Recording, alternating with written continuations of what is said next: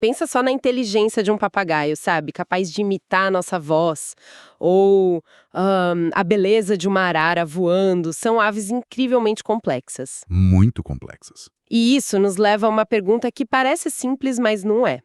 O que é preciso para que elas se reproduzam fora do habitat natural delas? Com certeza não é só juntar um macho e uma fêmea e esperar o melhor. Nem de longe. Na verdade, essa é uma das áreas mais fascinantes da zootecnia. Se fosse tão simples, a gente não teria tantas espécies ameaçadas, né? Lutando para se reproduzir mesmo em ambientes protegidos. Exato. E a premissa da nossa análise hoje, com base no material que a gente recebeu, é que a resposta está em decifrar e replicar os gatilhos da natureza. E o mais poderoso desses gatilhos, como a gente vai ver, é a comida. A nossa fonte para essa exploração é um artigo científico bem detalhado sobre manejo reprodutivo de psitacídeos em cativeiro. Ele dá um vislumbre incrível dessa ciência. E é importante dizer que entender esses gatilhos não é crucial só para criadores comerciais, sabe? É a base para programas de conservação que buscam salvar espécies da extinção. Com certeza. O que a gente vai discutir aqui é uma mistura de biologia, nutrição e, eu diria, até um pouco de psicologia aviária. É sobre aprender a falar a língua da natureza. Ok, então vamos começar a desvendar isso. O artigo que a gente tem em mãos introduz a ideia de que a reprodução é controlada por dois tipos de fatores: os endógenos, internos, e os exógenos, que são externos. Isso. A princípio parece uma distinção meio acadêmica, mas na prática, qual é a diferença fundamental? E por que os fatores externos são o foco principal no manejo em cativeiro? Essa é a distinção-chave, porque ela separa o que a gente pode controlar do que, em grande parte, a gente não pode. Certo. Os fatores endógenos são internos à ave. Coisas como a genética dela, o estado hormonal basal, a saúde individual. O artigo até menciona que eles são a razão pela qual, mesmo sob condições idênticas, algumas aves se reproduzem e outras não. Então, os fatores endógenos seriam tipo a personalidade biológica da ave. Algo que não dá para programar. É uma ótima forma de pensar. É a predisposição individual. Já os fatores exógenos são os sinais do ambiente. E aqui que os criadores podem e devem atuar. Eles funcionam como o interruptor, sabe? O que liga todo o sistema reprodutivo da ave. Sem o estímulo externo correto, a programação interna pode nunca ser ativada. E quais são esses interruptores? O artigo parece dar um peso enorme a um deles em particular. Sim, ele estratifica esses fatores de uma forma bem interessante. Primeiro tem o que ele chama de fator preditivo. O principal para a maioria dos psitacídeos é o fotoperíodo. A duração do dia, né? Exato, a duração do dia.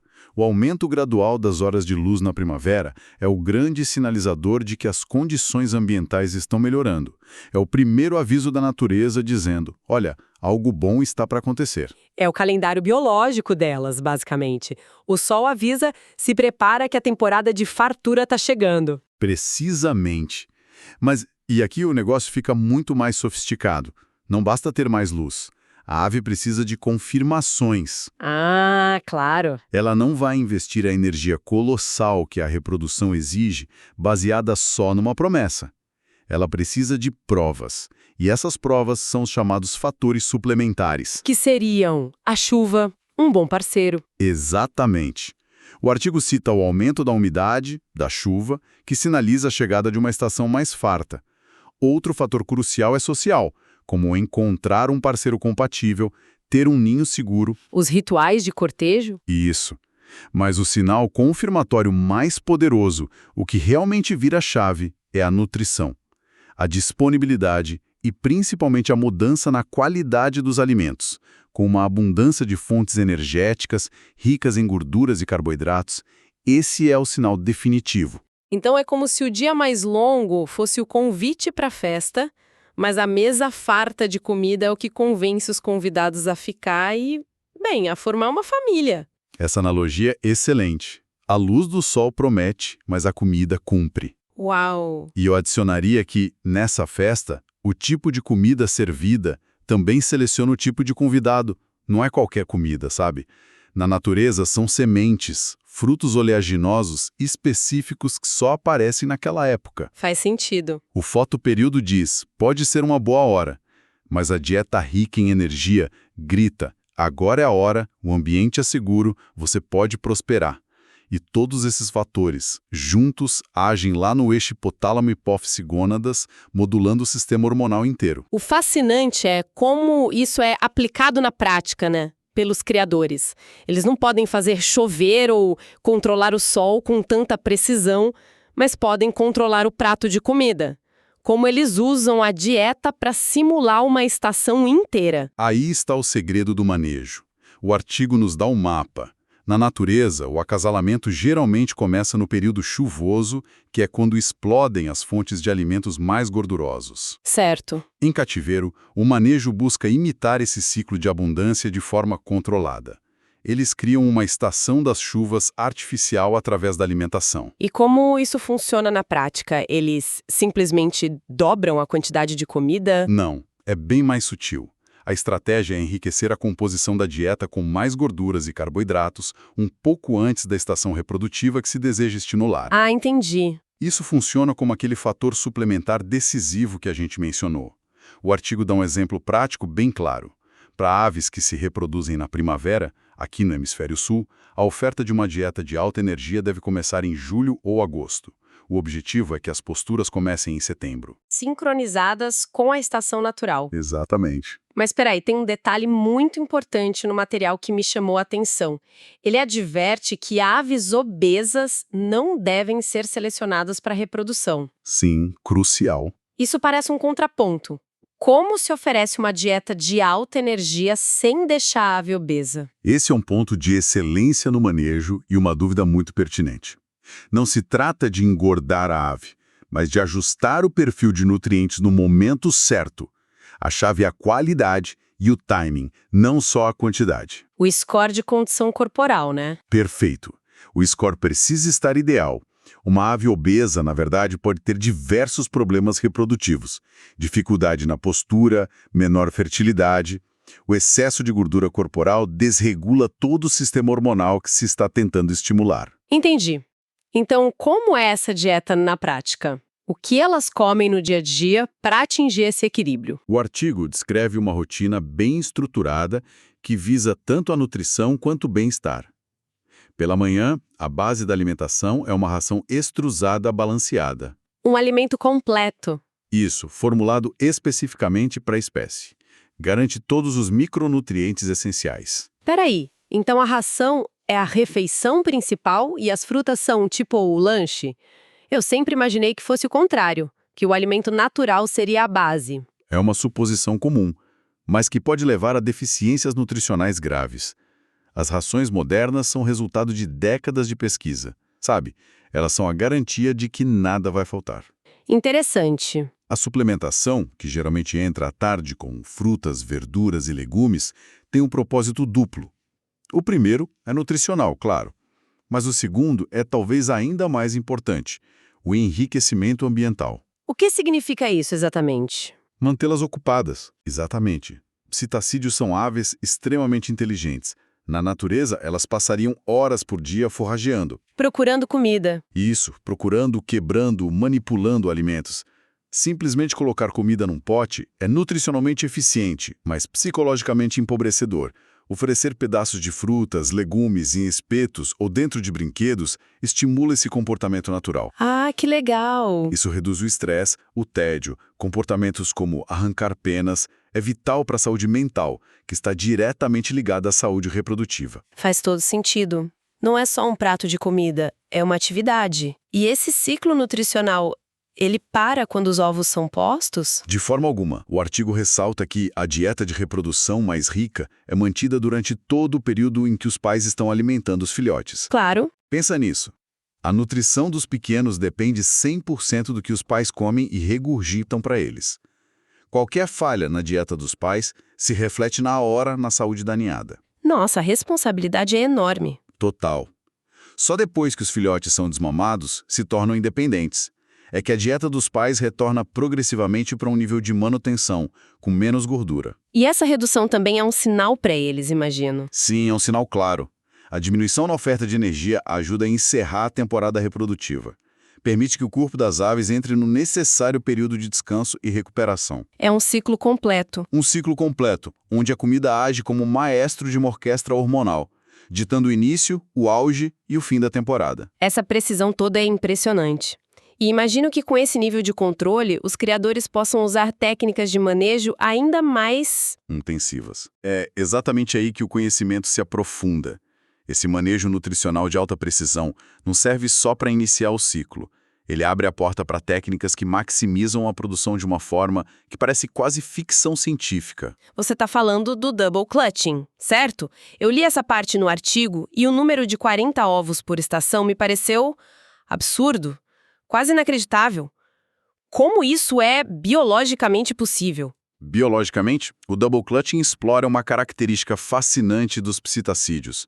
O artigo explica que eles são aves de postura indeterminada, ou contínua. O que isso quer dizer? Significa que, diferente de muitas aves que botam um número fixo de ovos e param, os psitacídeos têm o instinto de continuar botando para repor os ovos que são perdidos. É um mecanismo de sobrevivência, sabe? Para garantir a prole caso a primeira ninhada seja perdida por um predador, por exemplo. Ah, então os criadores basicamente simulam um predador que rouba os ovos constantemente. De certa forma, sim. A prática consiste em remover sistematicamente os ovos do ninho logo após a postura.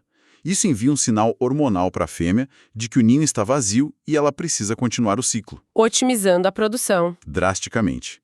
E sim, os números que o artigo apresentam são surpreendentes. Com esse manejo, algumas espécies podem chegar a posturas de até 40 ovos por estação. 40 ovos é um volume de produção industrial para uma única ave. Mas isso não tem um custo para a saúde da fêmea, para a vida útil reprodutiva dela? Isso não é levar a natureza ao limite do esgotamento? Essa é a grande questão ética e biológica. E o ponto onde o manejo precisa ser impecável. Imagino. Exigir essa produção de alta performance de uma ave só é sustentável com um suporte nutricional e sanitário absolutamente perfeito. O estresse fisiológico de produzir tantos ovos é imenso. Pensa que cada ovo é um pacote de cálcio, proteínas, vitaminas, que sai do corpo dela. Claro. A dieta precisa compensar e fornecer todo esse gasto de energia continuamente, ou a fêmea se esgotaria em semanas. Então, a dieta de alta energia não é só um gatilho para iniciar a reprodução, mas o combustível essencial para manter uma produção intensiva como essa. Impossível e cruel sem ela. Exatamente. Sem a nutrição correta, a fêmea começaria a descalcificar os próprios ossos, a qualidade da casca dos ovos cairia, ela simplesmente pararia de botar ou adoeceria gravemente. E tem outra consequência, né? Sim.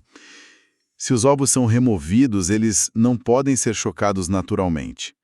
Então, um artigo aponta que essa técnica exige obrigatoriamente o uso de incubação artificial. O que isso envolve? Envolve chocadeiras eletrônicas de alta precisão que controlam temperatura, umidade, a viragem automática dos ovos com uma exatidão que às vezes nem os pais conseguem manter. É um sistema que se assemelha mais ao laboratório do que a um aviário tradicional. É um balé muito delicado e de alta tecnologia. Sem dúvida. Cada ovo é catalogado, pesado, acompanhado. É um processo que remove o acaso da equação, mas que exige um investimento técnico e de conhecimento gigantesco. É a biologia da ave levada ao limite produtivo, mas de um jeito que só funciona se todos os outros pilares, especialmente a nutrição, estiverem perfeitos. Isso aumenta exponencialmente a responsabilidade do criador. Saúde que se consegue proporcionar ao animal. Então, no final das contas, o que tudo isso nos diz? A reprodução bem-sucedida de psitacídeos em cativeiro não é um acaso nem sorte. Não. É a ciência de ouvir, entender e replicar os sinais mais profundos da natureza. E que a dieta, nesse contexto, transcende a função de sustento. Ela se torna a principal ferramenta de comunicação com a biologia da ave. É uma linguagem, sabe, que envia uma mensagem muito clara.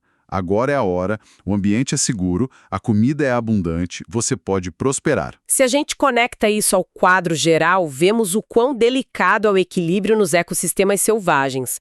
A gente pensa em desmatamento e caça como as grandes ameaças.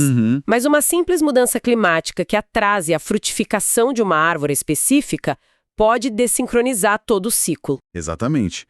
A sincronia perfeita entre a mudança da estação, o aumento da luz e a disponibilidade daquele tipo específico de alimento não é só sobre a sobrevivência diária. É o pilar que sustenta a continuação de uma espécie inteira. Uma quebra nesse ciclo pode significar uma geração inteira perdida. O que para uma espécie já ameaçada pode ser catastrófico. E isso me leva a uma reflexão final, inspirada diretamente pelo nosso material. O artigo destaca que o alto valor de um filhote de psitacídeo criado legalmente reflete o enorme investimento de tempo, de conhecimento técnico, de infraestrutura. De recursos, né? Sim. Pensar em todo esse complexo balé hormonal e nutricional que precisa ser perfeitamente orquestrado, desde a dieta dos pais até a incubadora de alta tecnologia. E isso nos faz questionar como isso muda a nossa percepção sobre o tráfico de animais silvestres, onde indivíduos são simplesmente arrancados desse ciclo natural de seus ninhos, sem qualquer consideração por sua biologia complexa, seu bem-estar e o impacto devastador em suas populações.